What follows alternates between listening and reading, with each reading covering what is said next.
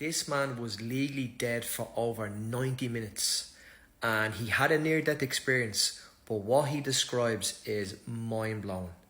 When he came back, he was able to describe what people were thinking around him, the people that were trying to save his lives, the paramedics. So this here is Vincent Todd, and he was found by paramedics completely lifeless, dead in a bathroom in a restaurant. And he was dead as a dodo. They tried to resuscitate him and it didn't work. And apparently when he died, he remembers having an out-of-body experience, watching above all the paramedics trying to save his life, and also hearing what they were saying, what they were thinking. One guy was like, okay, we need to try this. And he was like, well, he's not speaking. How am I hearing his thoughts? And eventually they gave up on him because it was like, 10, 15 minutes had gone by and there was no pulse, no nothing. So he was in the back of the ambulance at this stage. And the two senior paramedics were at the front, and there was one junior guy who was his very first day on the job.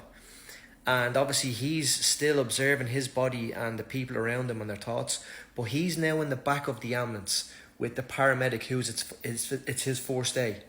And the paramedic obviously is in the back saying nothing, and he's above watching his body. He can hear what the paramedic is saying. And the paramedic is just like looking at the body bag saying, why aren't we still trying? I still think he's alive. I still think he's alive. But protocol, when the body bag is zipped up and declared time of death, you're not supposed to open the body bag until there's a post-mortem and stuff like that. So the paramedic was thinking in his head, I really think he's alive. And this guy, who's actually passed away, is watching this, is hearing his thoughts. And the junior paramedic unzips the body bag, goes against protocol, and feels for a pulse and finds it, and is like, oh my god, he's alive. So he bangs in on the other two senior paramedics at the front who are driving. He's like, he's still alive. And they're like, how'd you know?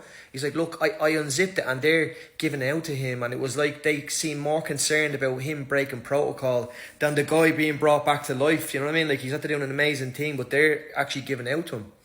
And in the end, he made a full recovery. Now, this is the crazy part.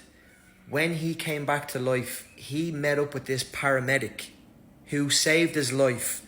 And he was like, I could hear what you were thinking. And your man backed it up and says, yeah, how the hell could you do that? I mean, if this isn't proof of life after death, I don't know what is. Like, oh my God.